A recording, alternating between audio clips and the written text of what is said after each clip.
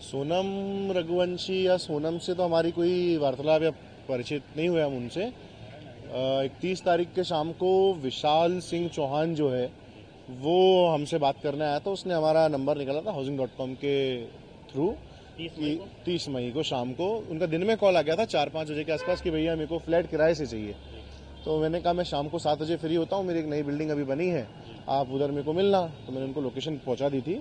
तो लोकेशन पे मेरे से 7 से 9 के करीब मिलने आए थे।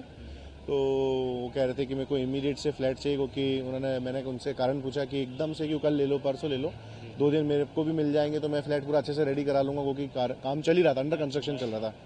तो उनका ऐसा कहना था कि अभी जो हम करंट में जहाँ पे जिस मकान मालिक के साथ रह रहे हैं तो उनसे हमारी कहा सुनी हो गई है और हमें इमीडिएट से फ्लैट चाहिए होगा, क्योंकि वो हमको रहने नहीं दे रहे हैं। तो उन्होंने फिर हमसे थोड़ा मोल भाव भी करा 100-500 रुपये का, कि इस तरीके से कि मैंने उनको 18,000 रुपये किराया बोला था। तो बोले भैया हमारा बजट 17.5 का है। तो मैंने कहा ठीक है आप ले लो, कोई इशू नहीं है। मैंने उनको बताया जो पूरा प्रोसेस होता है कि 2 डिपॉजिट एक रनिंग लगता है, आपका आधार कार्ड मेरे को चाहिए होगा, पुलिस वेरिफिकेशन करवानी होगी, एग्रीमेंट साइन हो जाएगा तो मैं आपको चाबी दे दूंगा। तो उन्होंने समय रहते सब कुछ करवा लिया, एग्रीमेंट पुलिस वेरिफिकेशन साइन वाइन भी कर दिए। 30 तारीख और 1 तारीख की बात है पूरी। 30 तारीख को उनको शाम को शिफ्टिंग लेनी थी कुछ 10 बजे के आसपास। तो वो लेट हो गए कि बोले भैया हम खाने चले गए थे डिनर विनर, तो हम लेट हो गए, तो 12 बजे तक हम आ जाएं क्या। तो मैंने उनको बोला कि नहीं 12 बजे तो हमारा क्या है, बिल्डिंग परिसर बंद हो जाता है, आप अगले दिन आके आप अपना पोजीशन ले लो। चाबी मैंने उसी समय दे दी थी उनको, चाबी उन्हीं के पास थी 30 तारीख को रात को। 31 को आपने बुलाया था? 30 तारीख को चाबी उनको, 30-31 जो भी आप समझ लो लास्ट दिन था वो महीने का।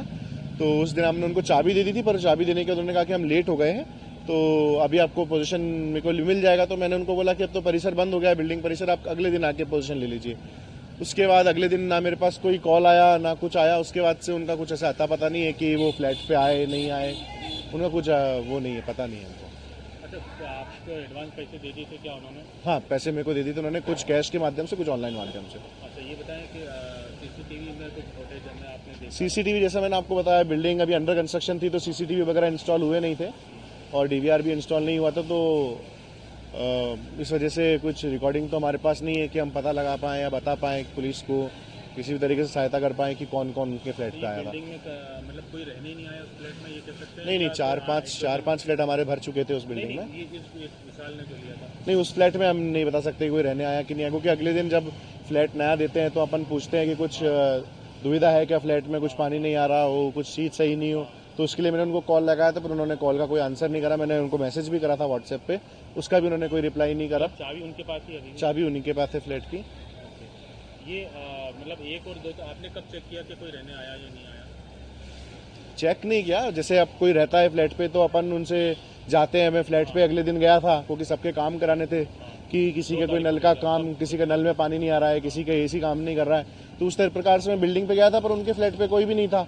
फोन भी लगाने पर उन्होंने फोन का उनका ये 1 या 2 तारीख की बात है, तो उन्होंने फोन का भी उत्तर नहीं दिया। तो फिर उसके बाद मैंने सोचा उनको दिक्कत होगी तो आगे से फोन लगा लेंगे। विशाल कौन सा है, तो आप पहचानते हैं उनको? हाँ विशाल सिंह चौहान को मैं पहचानता हूँ। तो ये सोनम हत्याकांड में जिसका नाम आ रहा है वही है ये? हाँ आज पुष्टि हो गई है। मैंने आज एग्रीमेंट वेरिफिकेशन देके फोटो भी मैच करे, नाम भी मैच करा, तो पूरा सेम है। और पुलिस को आपने ये जो एग्रीमेंट का बाद में कॉपी भेजी थी क्या? हाँ पे जो जानकारी थी? थाने पे मैंने पुलिस वेरिफिकेशन उसी दिन करा लिया था। कौन सा लसूड़िया थाना लगता है।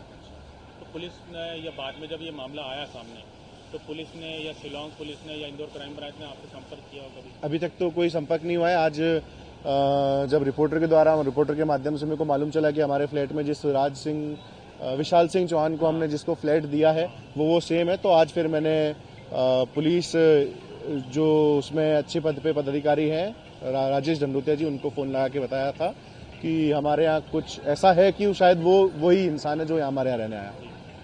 तो उनकी तरफ से कोई सर्चिंग या कुछ ऐसा करवाया? हाँ उन्होंने कहा है कि वो आएंगे और एक बार देखेंगे, मामले की जानकारी लेंगे।